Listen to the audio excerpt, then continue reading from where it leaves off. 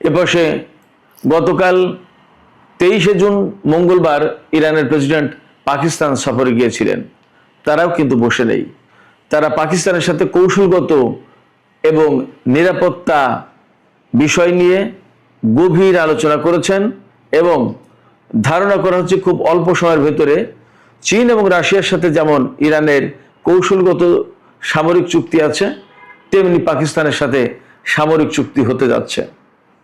তাহলে মধ্যপ্রাচ্যে ভিন্ন মাত্রার একটা সমীকরণ তৈরি হবে, একথা বলাই যায়।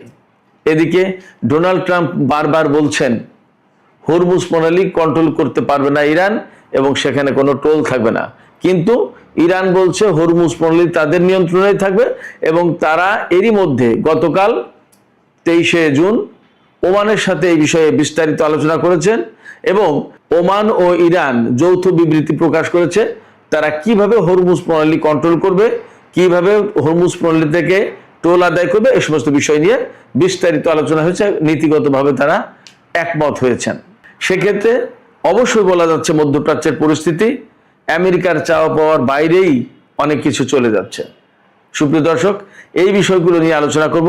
এর পাশাপাশি আরেকটা বিষয় থাকবে, ইরানের ভেতরে যে F-15 যুদ্ধ বিমান বিধ্বস্ত হয়েছিল তার উদ্ধার করা পাইলট তিনি নাকি জানিয়েছেন যে তার বিমান যখন ভূপাতিত হয়েছিল তার আগে তিনি তার সামনে অনেকগুলো জেলিফিশের মতো ইরানি ড্রোন দেখেছিলেন।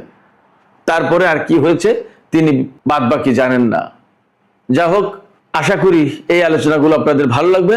আর যদি ভালো লাগে ভিডিও তাহলে লাইক কমেন্ট শেয়ার করবেন এবং চ্যানেলটি সাবস্ক্রাইব করে সাথেই থাকবেন। দর্শক, চলুন বিস্তারিত আলোচনায় চলে যাই। আপনাদের নিশ্চয়ই মনে আছে আমি বেশ কিছুদিন আগে সোমালিল্যান্ডের বিষয়ে একটা আলাদা ভিডিও করেছিলাম। সেই ভিডিওতে বলেছিলাম কিভাবে সোমালিল্যান্ডকে ইসরায়েল স্বীকৃতি দিয়েছে, সোমালিল্যান্ডকে নিজের আওতার ভিতরে নিয়ে নিজের নিয়ন্ত্রণের ভিতরে নিয়ে নিচ্ছে এবং সোমালিল্যান্ড নিয়ে তার কি কি পরিকল্পনা বিস্তারিত আলোচনা করেছিলাম। সোমালিল্যান্ডের সাথে যুক্ত আছে ভারত, সংযুক্ত আরব আমিরাত, আমেরিকা, অনেক কিছু। টার্গেট কি তাও বলেছিলাম একদম বিস্তারিত। যে ভিডিওতে সোমালিল্যান্ড নিয়ে আলোচনা করেছিলাম সেই ভিডিও লিঙ্ক আমি উপরে দিয়ে দিচ্ছি, আপনারা দেখে নিতে পারেন। আবার আজকের ভিডিও ডেসক্রিপশনেও এই লিঙ্ক দিয়ে দেবো, আপনারা চাইলে সোমালিল্যান্ড নিয়ে কি আলোচনা হয়েছিল আপনারা দেখে নিতে পারেন। তো আমি আজকে যেটা বলি, সোমালিল্যান্ডে এরই মধ্যে খবর বেরিয়েছে ইসরায়েল সেনা মোতায়েন করেছে। কত সেনা? বলা হচ্ছে 50 জন সেনা মোতায়েন করেছে, কিন্তু বাস্তবতা আমি ব্যক্তিগতভাবে বলি যদি বলা হয় 50 জন তাহলে অন্তত 500 জন, যদি বলা হয় 50 জন তাহলে সংখ্যা বেড়ে 5000 জনে চলে যেতে পারে। 50 জন দিয়ে কি করবে? আর তারা কি সীমান্ত চৌকি দিতে আসছে নাকি অ্যাডভাইজারি কোনো ডিউটিতে আসছে? বরং সোমালিল্যান্ডে কেন ইসরায়েল সেনা মোতায়েন করছে আমি সেই কথাটা ক্লিয়ারলি এখানে বলবো। আর কাদেরকে মোতায়েন করা হলো সেই কথাটা একটু আগে বলি। সোমালিল্যান্ডে মোতায়েন করা হয়েছে আফ্রিকান অরিজিন ইসরায়েলি সেনা, অর্থাৎ ইথিওপিয়া, নাইজার, এরকম বিভিন্ন দেশ থেকে যারা মাইগ্রেট করে ইসরায়েলে চলে যায় এবং ইহুদি হয়, গায়ের রং কালো, এদের যারা সেনাবাহিনীতে চাকরি নেয়, এই সমস্ত কালো বর্ণের যারা তাদেরকে এই সোমালিল্যান্ডে পাঠানো হচ্ছে। কারণ সোমালিল্যান্ডের লোকজনের গায়ের রং সব কালো, যাতে আলাদা করে কেউ না বুঝতে পারে যে এইটা ইসরায়েলি আর এইটা সোমালিল্যান্ডের।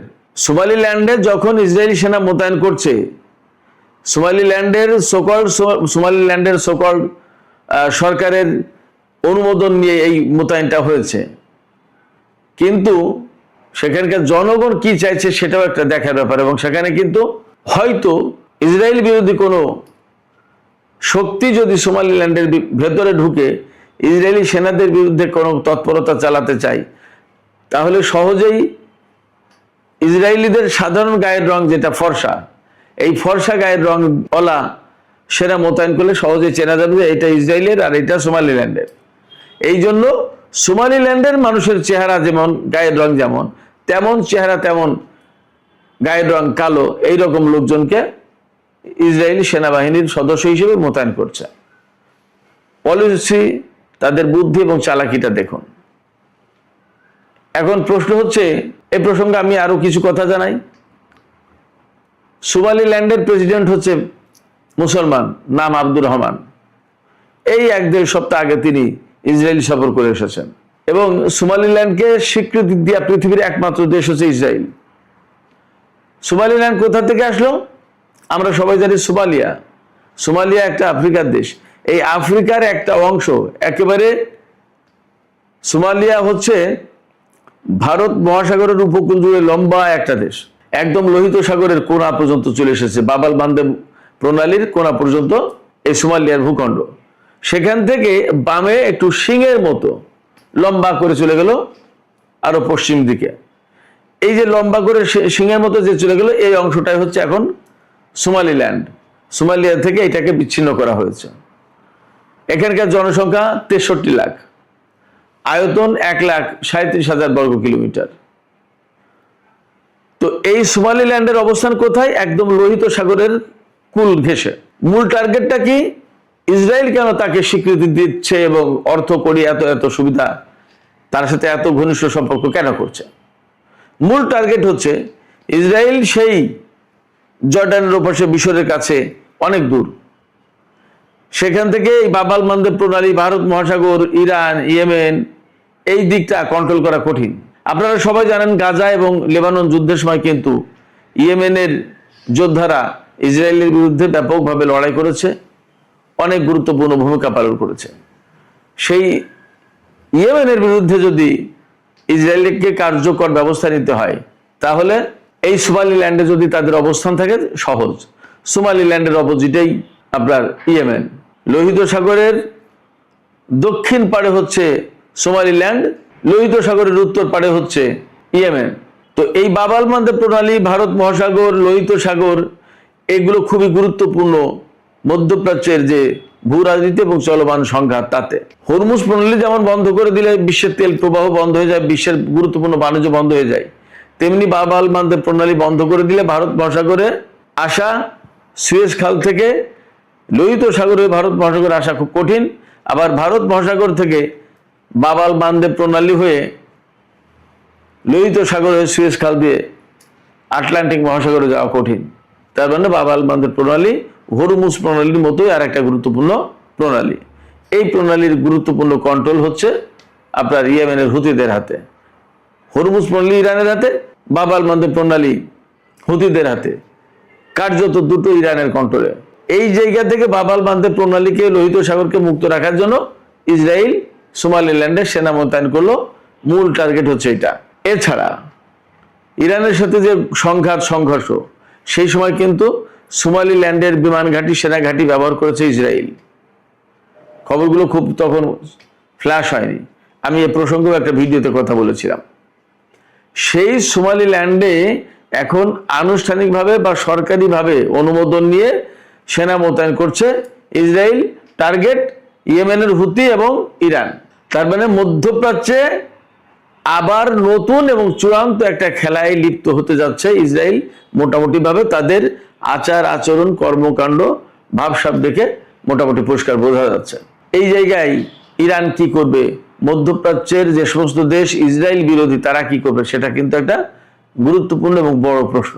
এই প্রেক্ষাপটে আমি গতকাল 23শে জুন মঙ্গলবার ইরানের প্রেসিডেন্ট পাকিস্তান সফর করেছেন, সেই প্রসঙ্গ আলোচনা করি।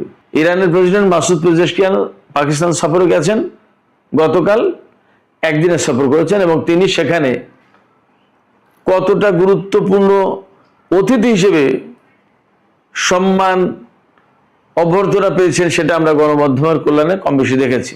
এই সফরে গিয়ে তিনি পাকিস্তানের প্রেসিডেন্ট, প্রধানমন্ত্রী থেকে শুরু করে সেনেটের চেয়ারম্যান, জাতীয় সংসদের স্পিকার, পররাষ্ট্রমন্ত্রী সবার সাথে এবং সেনা প্রধানের সাথে আলাদা বৈঠক করেছেন এবং সেখানে মূলত পাকিস্তানের সাথে ইরানের কৌশলগত এবং নিরাপত্তা বিষয়ক গুরুত্বপূর্ণ আলোচনা হয়েছে। নিরাপত্তা এবং কৌশলগত সম্পর্ক প্রতিষ্ঠার ব্যাপারে আলোচনা হয়েছে। আমি এখানে আবারও বলি, এই আলোচনাটা বেসিক্যালি হয়েছে চীনের সাথে এবং রাশিয়ার সাথে ইরানের যেমন কৌশলগত চুক্তি আছে, সম্পর্ক আছে, এইরকম একটা সম্পর্ক পাকিস্তানের সাথেও হবে ইরানের বর্তমান প্রেক্ষাপটে। সেই রকম একটা আলোচনা এবং তৎপরতা চলছে। এই তৎপরতা কেন? আমরা সবাই জেনেছি ইসরায়েল কিন্তু পাকিস্তানকে টার্গেট করে রেখেছে, আবার তুরস্কের সাথেও কিন্তু তার একটা টানা পড়ে ইদানিং যাচ্ছে। তুরস্কের ব্যাপারটা বাদ দিলেও পাকিস্তানকে কিন্তু দুই চোখে দেখতে পারে না ইসরায়েল। তারা জানে পাকিস্তান তাদের গুরুত্বপূর্ণ বড় শত্রু। সৌদি আরব, সংযুক্ত আরব আমিরাতকে শত্রু মনে না করলেও পাকিস্তানকে কিন্তু ইসরায়েল শত্রু মনে করে, যেমনটি শত্রু মনে করে ইরানকে।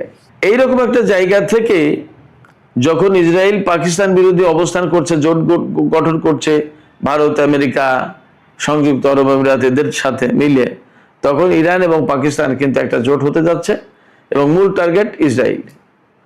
মধ্যপ্রাচ্যে যাতে ইসরায়েলের যে আকাঙ্ক্ষা, প্রত্যাশা আছে গ্রেটার ইসরায়েল প্রতিষ্ঠা করা, পুরো মধ্যপ্রাচ্যের কন্ট্রোলটা তাদের হাতে নেওয়া, এইটা যদি ঠেকাতে হয় তাহলে পাকিস্তান এবং ইরানের যদি একটা কৌশলগত চুক্তি থাকে, সম্পর্ক থাকে, তাহলে এটা সহজেই ঠেকানো সম্ভব।